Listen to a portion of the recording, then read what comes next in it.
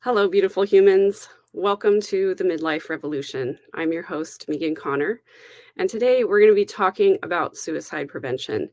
I normally don't do trigger warnings because I believe that our triggers are there to teach us things about ourselves. But today, I just want to mention that we have a little crawl on the bottom of the screen for the Suicide Crisis Lifeline. And if any of you need it, please reach out for help. Today, I am joined by the illustrious Tom Eford. Welcome. Hi. Thanks for joining me today. Thanks for having me. Would you like to tell the people about your credentials and where they can find you? I'm actually a licensed clinical social worker and an EMDR certified therapist and approved consultant. And I live in Texas. I'm going to add to that because that's a very boring description. I think Tom is an excellent EMDR clinician. He's a person who does not suffer fools, and proudly.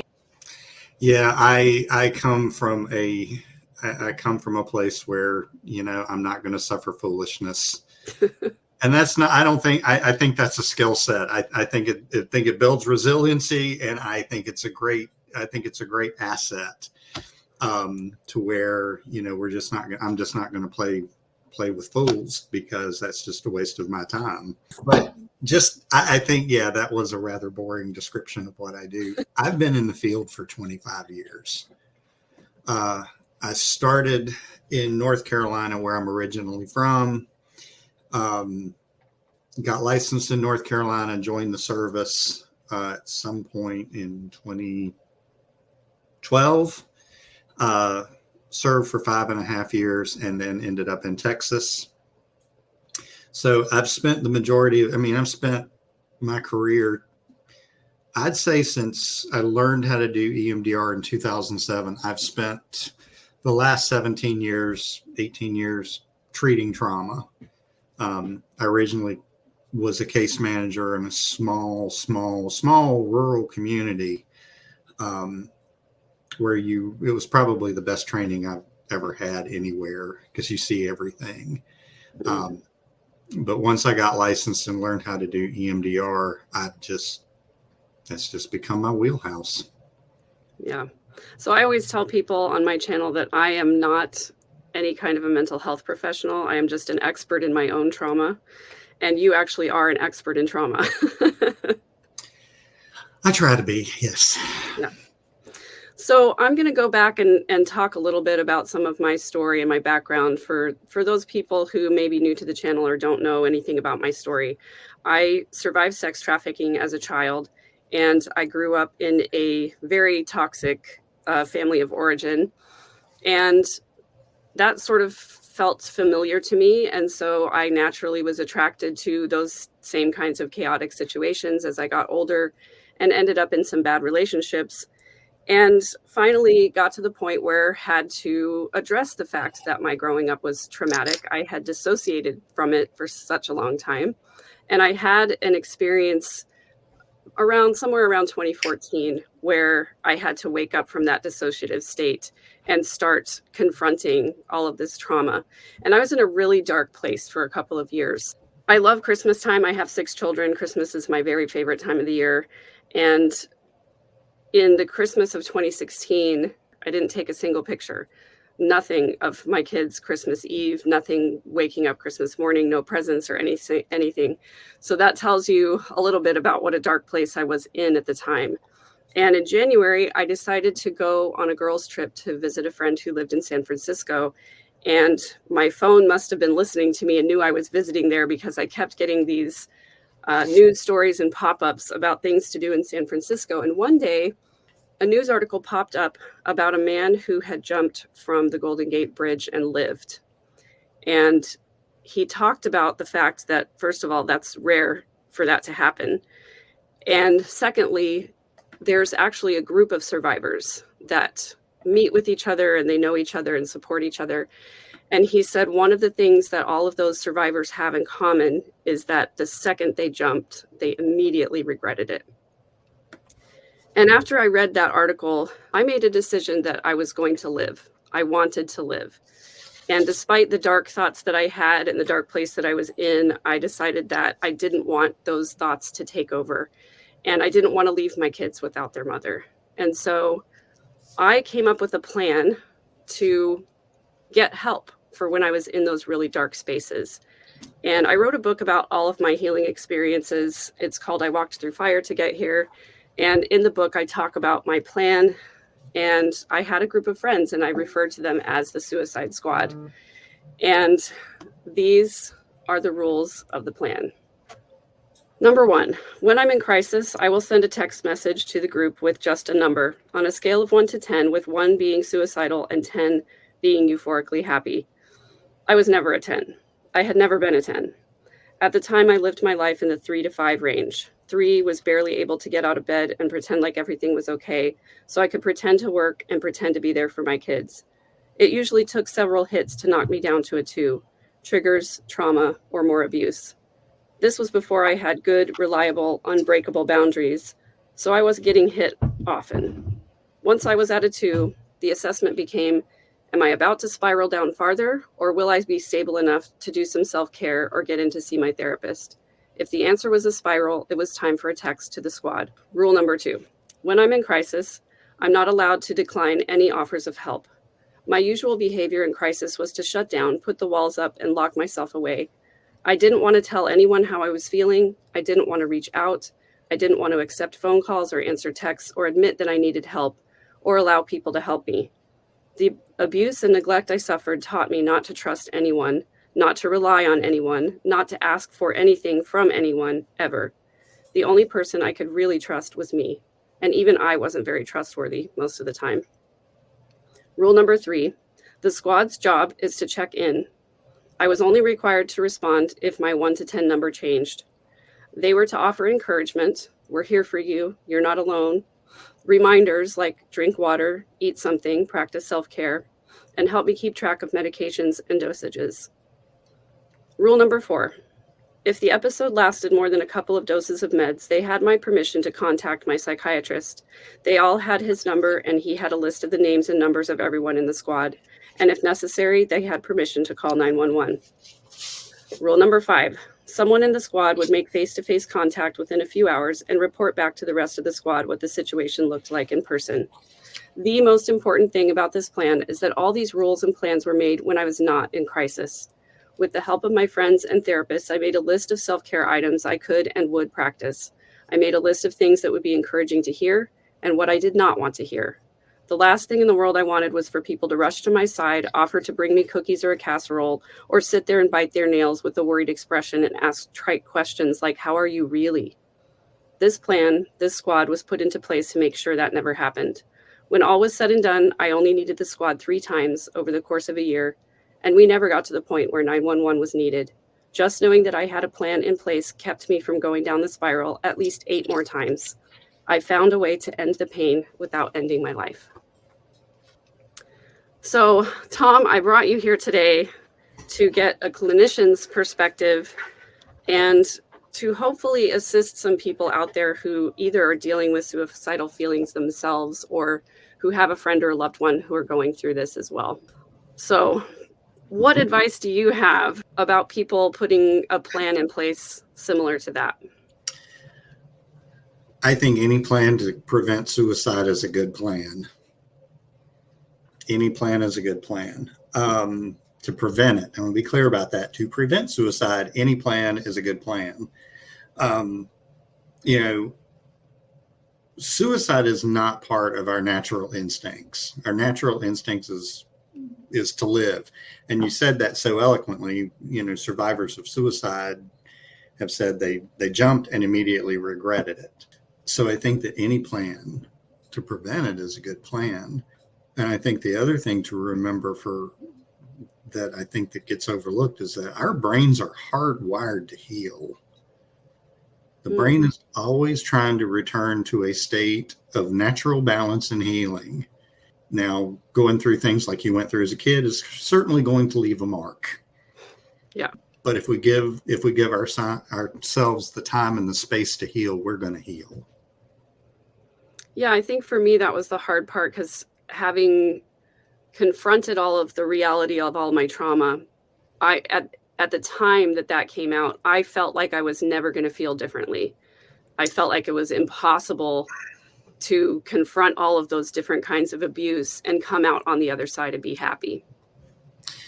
Well, if we look at it this way, you're 15 years old and you have your first boyfriend or girlfriend breaks your heart.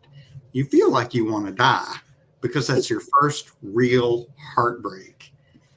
And then, time goes on 10, 20, 30, 40 years later. Now you just got a funny story. Because in the immediate aftermath of that, you don't sleep good for a few days. You might have some weird dreams. You don't eat good. But eventually what happens is the brain takes that event and it puts it in its proper context. Like, you just got your heart broke. You're not going to die over this. Yeah. And you're going to move on. Something like chronic sexual abuse or exposure to violence in childhood, that leaves a mark. Mm-hmm. And that determines really what ends up happening is you end up in these patterns of behavior until really you get the help that you need. And that help can come, sometimes it takes a while to find the right help because we just, if you don't know, you don't know. And hindsight is always 20/20. But when you find that help and you do the work, things do get different. And I think the important thing to remember is that once you kind of recover from something, then it becomes the lesson and you get the experience and the wisdom. So if somebody, if you get out of it, if you were raised in a violent home and you get into violent relationships and then you realize this isn't good for me and you end up going to therapy or getting the help that you need. And then you start dating again and you start seeing those red flags. Those red flags are not the circus. That's not the entry you want. You're going to look at those red flags and go, I've been down this road before. I know how this ends. That's a hard pass. Yeah. Then you end up having better relationships because you're not running towards the circus with the red flags. Yeah, of course. Yeah. And I did get to the point where I became allergic to disrespect and I became allergic to volatile temperaments. And, I just have zero tolerance for any of those things now. And it's easy to see how that evolution happened for me. And, now being on the other side of it, I just think that so many people, we all have some kind of a trauma that we need to work through. Some of it can be helped with talk therapy, which is where I started. Some of it needs more intense, help, different kinds of healing modalities. But I think when people think about the idea of going to therapy and confronting their deep, dark secrets and their demons, it feels overwhelming and you don't want to do it. And that's why most people don't. Well, when you ask for help, if you have somebody who you're worried about, and I'll start there. If you have somebody that you're worried about, I'm a fan of asking direct questions. I think most of my patients will tell you that I don't mess around. I'm going to ask the direct question. Are you thinking about killing yourself? Yeah. And if they say yes, I'm going to ask some follow-up questions, because if you ask the question and you're not a clinician, because me asking that question and somebody says yes, well, that's 9:00 on a Tuesday. That's not something that's necessarily going to keep me awake at night. If they have if they have the plan and the intent to die, that will keep me awake, and I'm going to do what I need to do to make sure that they're safe. But if I wasn't a clinician, I'm going to ask the question, and then I have to be prepared for the answer. What happens if they say yes? Well, I think the next thing, because we're talking about your loved ones and everybody's got different ways of handling these things. But I think the most humane thing to do is ask the question, well, what can I do to help you so you don't feel this way? And if they say, well, I don't know, well, that's when you do the follow-up thing. Can we get you some help? Yeah. Yeah, Can thank you we for get you some addressing help? that. I think a lot of people are afraid to ask the direct question because there's sort of this myth out there that if you ask someone if they're suicidal, you're going to make them worse. No, because if that was the case, as much as I talk about wanting a new guitar, nobody's bought me a new guitar. You know, that's like listening to blues music is going to, you're selling your soul to the devil if you listen to blues or rock music. That's a myth. It's not going to make anybody worse. It's actually going to shine a light Mhm. on that shadow. And, if they say they don't know and they say, well, can we get you some help? Um, you know, then what do you do? Well, if you have commercial insurance, Blue Cross Blue Shield, Aetna, Humana, United, most of these insurance companies, and I know that people complain about insurance companies. I don't like to complain about the people that pay me. So I think that's out of bounds. Nothing's perfect. But one of those insurance company, the things that an insurance company will do is when you call that 1-800 number and say, hey, my kid, my loved one is having suicidal thoughts. This is their insurance policy, blah, blah, blah. I need to get some help. Typically, what that insurance company will do, and I'm going to knock on wood, is that they're going to say, well, let us help you find somebody. Yeah. And some insurances will actually help you make phone calls to providers who are in network. Mhm. And I know that people worry about, their insurance companies knowing about about mental health. Well, it's no different than going to a doctor and being diagnosed with diabetes or a heart condition. Insurance companies are going to know. And one of the things that has happened over the last dozen years is that when the Affordable Care Act was passed, I can't remember the year, but when the ACA was passed, they eliminated pre-existing conditions, and they made mental health and substance abuse. They gave it parity with medical conditions, so you don't have to pay any more than what you would pay your provider for a doctor's visit. Yeah. But calling your insurance company and using your in-network benefits and finding a provider that way it's a great resource. The other thing is check with your employer, because employers have, especially if it's a big company, employee assistance programs. Sometimes they have mental health benefits that are extended to family members, and Mhm. those things are usually free. Right. And Yeah. I'm a big fan of free. I like free. Me Uh, too. so, and you get a certain amount of sessions for free. Can you talk a little bit about confidentiality and sort of the myth that if you call the suicide crisis line, if you call 988, that they're gonna send police to your door or, something like that? I've had a lot of people ask questions about that. I I will always and forever reserve my right to be wrong about things. I'm a married man. I can either be right or I can be happy. I don't get to be both. Um,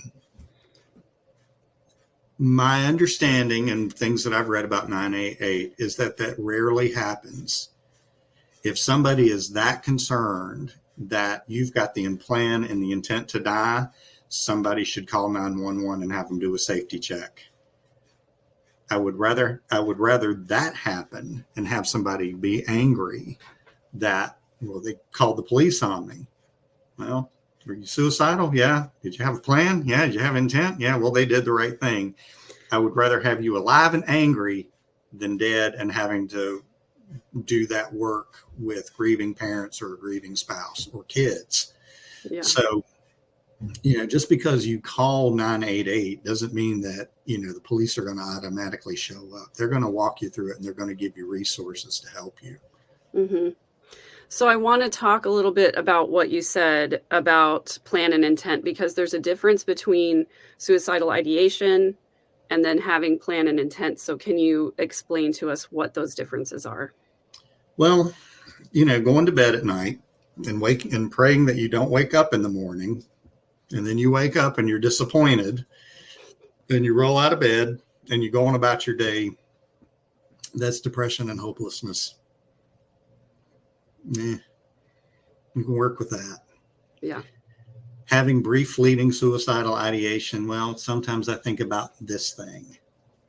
Okay. Are you going to? No. Why not? Well, I've got kids. Well, I've got this thing to live for. Okay. I want you to keep living for that thing. You know, if it gets any worse than that, let me know. We'll talk. But having a plan is when you're preparing, you're giving things away, you're practicing what it's going to be like to do the act that how you're going to end your life. And the intent to die is when you are like, well, today's the day. This is happening, and it's going to happen at this time. Yeah. So those are some good, warning signs for those of us who have loved ones who have struggled with depression. If your loved one starts giving away meaningful things, or if they start writing letters that sound like their goodbye letters, or if they start, talking more and more about not being around, those are the times to intervene and start asking the questions. Yeah. And this is the other thing that I get, because you were talking about confidentiality. And it's, confidentiality laws are confidentiality laws. There's a reason why we have HIPAA. It's a federal law that protects people's privacy and confidentiality when it comes to their healthcare.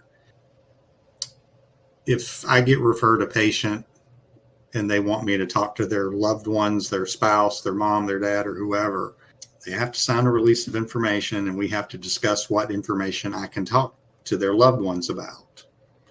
And I've done this where, I used to work emergency services early in my career, and somebody's bringing their loved one in, and you really have to convince, and it's really just a lot of convincing the person, sign the release of information so we can bring your parent in, we can bring your loved one in, because you're getting them to buy into the process, buy into getting help, because it makes them feel like they have some locus of control. Even when I was in the military and we'd have to hospitalize somebody, there's rare occasions where it's involuntary, because I want them to buy into this process that, you know what, it's bad right now. It's going to get different. We're going to get you through this. But the confidentiality laws means that as long as you sign that release of information as a clinician, I can talk. I can talk to you. If they say no, my hands are effectively tied. There's nothing I can do. If they're telling me that if they're suicidal, they have the implant and the intent to die, I can call 911 and have 911 have the police do a safety check. And that's what I can do. There have been a few times since I've been out of the Air Force that I've missed having the ability to hospitalize people that I think needed to go, because they just weren't buying in, and I had to escalate it to a higher level. Yeah. Yeah. But the important thing is that getting somebody to buy into, there might be a better way to do this, be a better way to get help. So I think I remember you saying that the only times that you needed to contact someone on the outside and involve a third party is if somebody is planning on hurting themselves or someone else. Well, typically it's if they're going to hurt themselves. Yeah. And they've got a plan or the intent. I think there's this myth out there that, if I say yes, I'm going to be hauled off to the psych ward. And it's not necessarily how that goes. Yeah. Somebody having brief fleeting suicidal ideation, that's Tuesday. It's like I said, it's going to get my attention. It's something it's going to be on my radar, but it's not something that I'm going to get too worked up about, because, okay, they're in pain right now. I think it's a lot more common than people think, and I certainly thought when I was going through it, I was like, I'm probably the only one who feels this extreme about this. I'm the only one who's having these thoughts, but I think it's pretty common. It can be, and but I think the myth of being placed on a psych ward, I think it's overrated. If you end up on a psych ward that is for stabilization purposes, you're going to be there for 24 to 72 hours typically. It's a rare occasion, at least at least since I've been out of the emergency services arena. When I was working emergency services, doctors would do an evaluation and say that they need to be hospitalized. The patient doesn't want to go, and they fill out the form they do an involuntary petition to have that person committed to a psych unit for observation. And typically, at least in every state is different about how this process goes.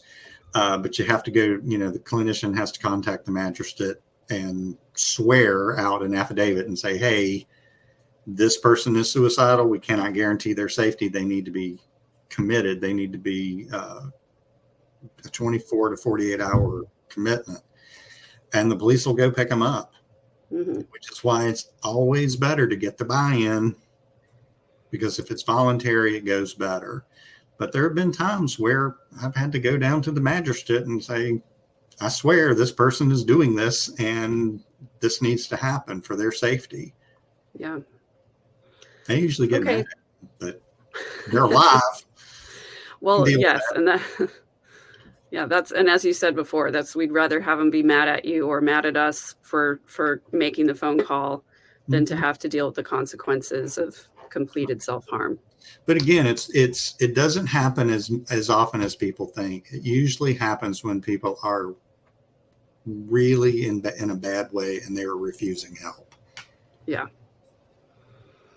So basically, if you want to avoid getting committed, buy into your own healing. I would recommend that. Yeah. And this is the other thing, is that when you're looking for a clinician, everybody wants a doctor. Everybody wants a psychiatrist.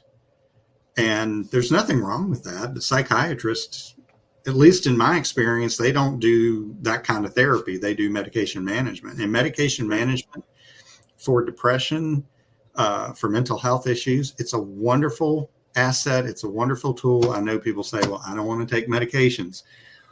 Well, diabetics don't want to take insulin, but yet there they are taking insulin. There are medications there that are supposed to help alleviate those symptoms. It doesn't necessarily mean that you're going to be on them forever, but to get you through, it helps. Yeah. When I first started therapy, there just was nothing that was making me feel better. And I didn't want to get on medication either. There's all of the stigma around it and side effects and all of those kinds of things. And when I did finally get on medication, I was able to get above that, 3 or 4 on a scale of 1 to 10 for the first time in years.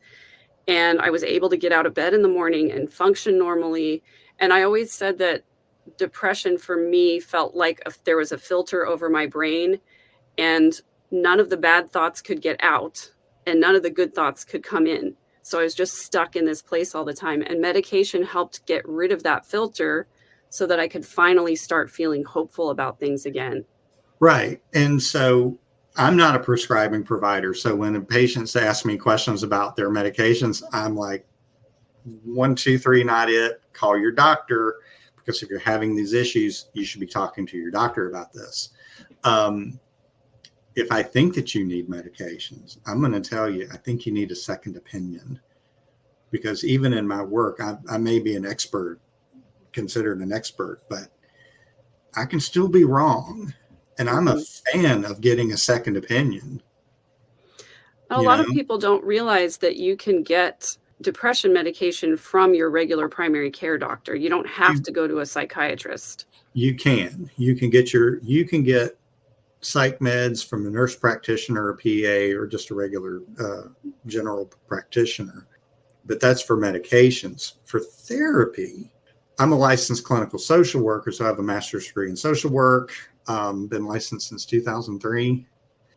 So I'm sanctified and certified by the state of Texas that I can provide assessments, do treatment planning, provide outpatient therapy services, and do discharge planning and case management. I cannot prescribe medications. So a few years ago, my wife and I were at a social work conference here in Texas, and we were standing in line to get lunch. And we were standing behind some students, some young students. And me being the smart aleck that I am, I overheard one of them say, "How do you tell the difference between a master's level provider, psychologist, and a psychiatrist?" And without thinking, I said, "Level of arrogance." And my wife immediately just does this number and starts shaking her head like, why? Like, I don't know. It's a true statement. I mean, if you spend any time with providers, you're like, and I have the same problem. But the difference is that LCSWs, licensed professional counselors, LPCs, licensed marriage and family therapists, LMFTs, there might be another license I'm missing. But we can assess, we can write treatment plans, we can diagnose, we can provide therapy. And depending on, like, social workers, we're trained a little differently because a lot of our work started in the community. So we go from a systems perspective. It's not only that individual, but what societal factors are impacting that person. Do they have food? Do they have a roof over their head? Are they in a safe environment? I can't tell you how many times I've done evaluations where I'll ask the questions, well, do you have food? Do you have food in your refrigerator? And if they say no, and they're cranky, well, they might be hungry. If they're having, financial issues, if they're having if there's marital conflict, there might be something else impacting those symptoms that I need to be aware of. But we're all trained to do therapies, and it's usually basic stuff in grad school, and then we go on and get other training. Psychologists and PsyDs, they're trained to do the same thing. The only thing that the bare bones of what they do is additionally is IQ and personality disorder testing and testing for learning disabilities. And they do those things beautifully. They're great at it. I've worked with a lot of great psychologists over the years. So those are kind of the differences. What else do we need to cover about suicide prevention? What haven't we asked yet that is important to know? Well, best way of preventing suicide: build resiliency. The R word, resiliency. Heard that a lot in the Air Force. Build resiliency. And I always kind of chuckle at that because service members, when they're when we join the service, we're typically a little healthier. We have to be a little healthier than, everybody else. So we've already got some built-in resiliency. I work with a lot of parents. I don't work with kids. I think I've kind of aged out of working with kids. I'm no longer cool. I'm an old guy. But I tell parents who are worried about their kids, it's like, when have you allowed them to fail? When have you taught them how to fail? Because the best way that you're going to prevent this stuff in the future is if you teach them how to fail. And it's going to stink. When you watch your kid fail, it stinks. Now, my mom was one of those old Southern women who did not play games. And she did not suffer foolishness like a lot of moms of that generation. And,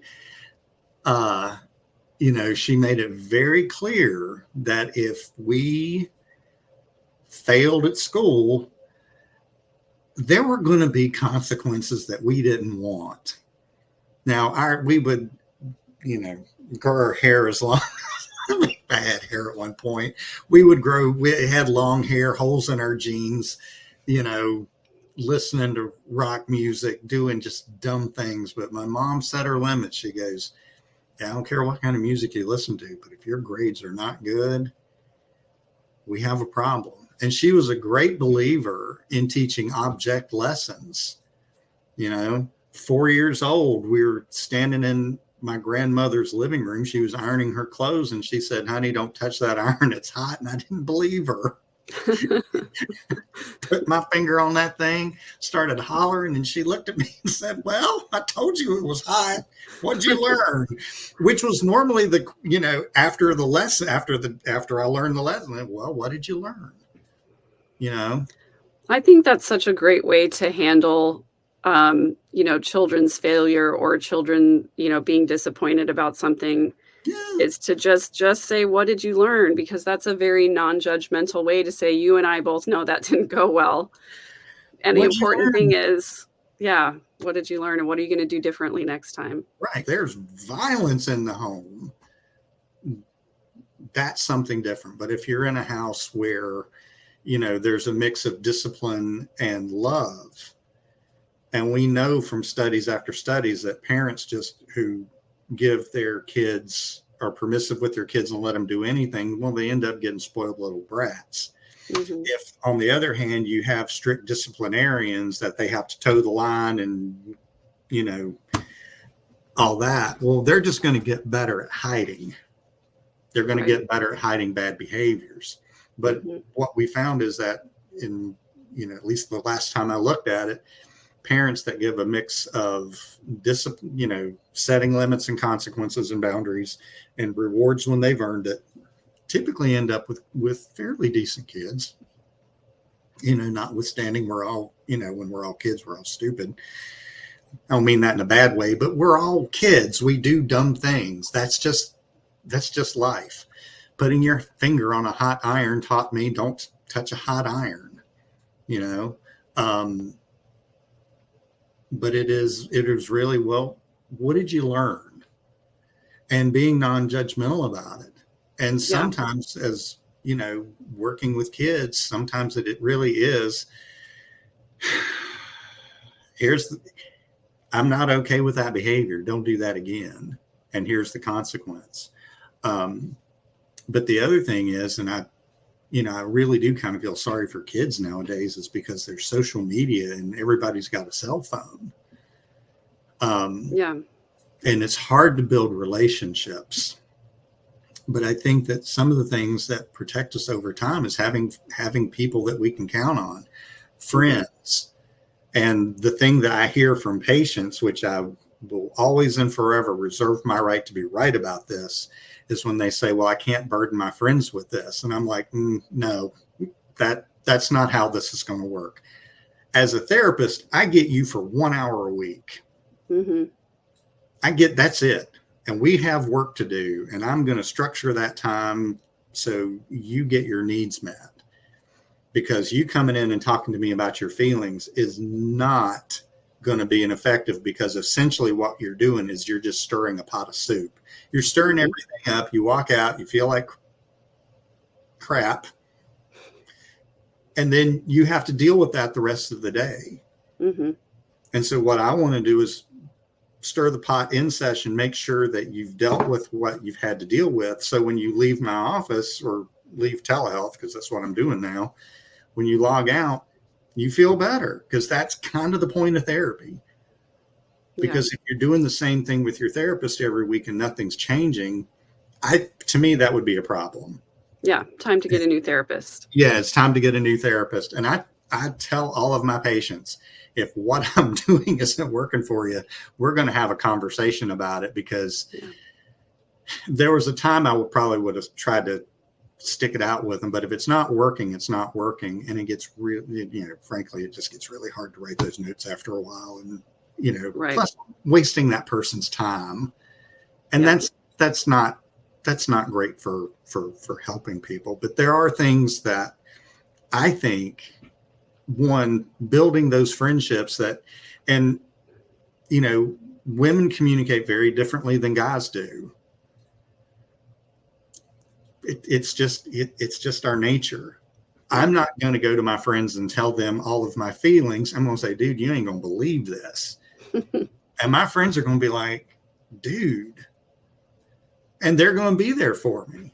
Like, is there anything I can do? Nah, dude, I just need to say it. All right. Yeah. If there's something I can do, let me know. Gotcha. Because we communicate differently. We just, we do. It's neither bad nor good, just is what it is. But I think just like keeping life really simple, getting off of social media, put the phone down, Yeah. Practice daily routines. Getting out of bed is a daily routine. Brushing your teeth is a daily routine. Drinking a good cup of coffee is a good routine to have. Don't drink coffee at midnight unless you're a third shift worker.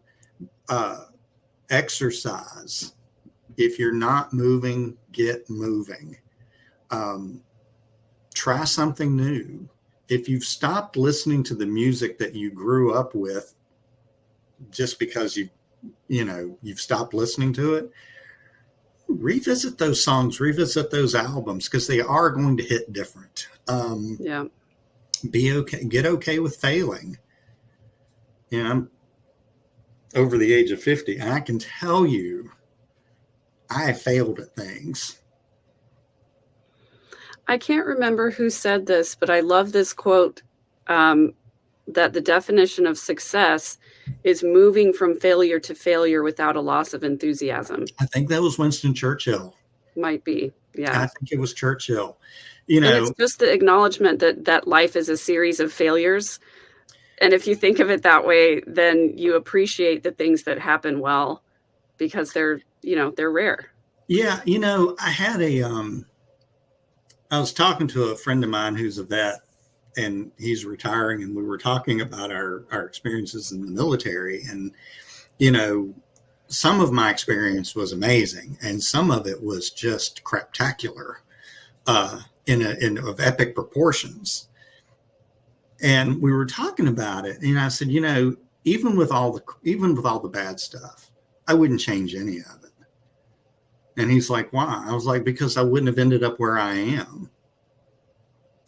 I mean, it literally, some of the worst moments of my life occurred when I was in the military,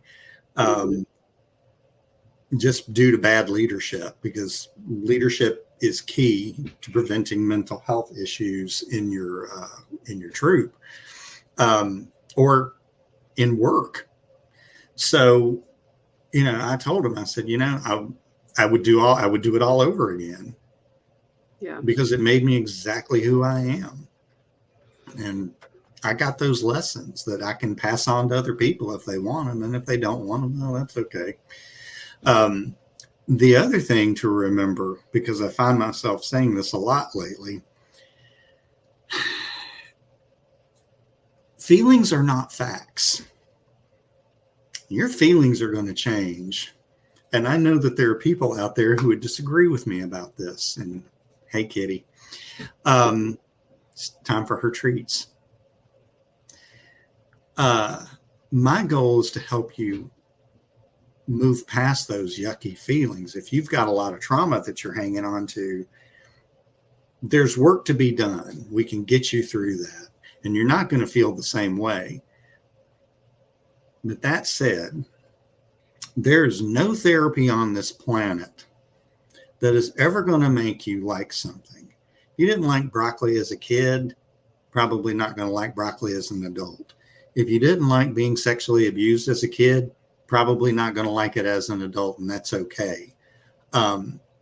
What therapy is going to do is it's going to take out the emotional sting of those issues.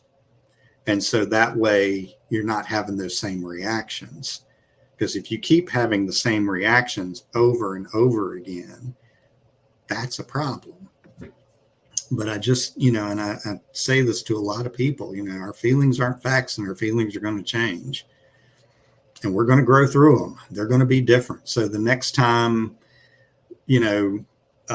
somebody tries to pull the wool over your eyes. You're going to be sitting there going, I've seen this movie before. I know how it ends. I'm good. No, Yeah. thank you. Yeah, So, for sure. Chris here is demanding her treat. What is her name? We need to know. Her name is Callie, Her Majesty. As she Her should be. Majesty the Queen. Well, thank you so much for spending time with us today, and I appreciate all of your helpful commentary, and I hope this helps some people out there to I hope get it the help does they too. need. Yeah. Yeah.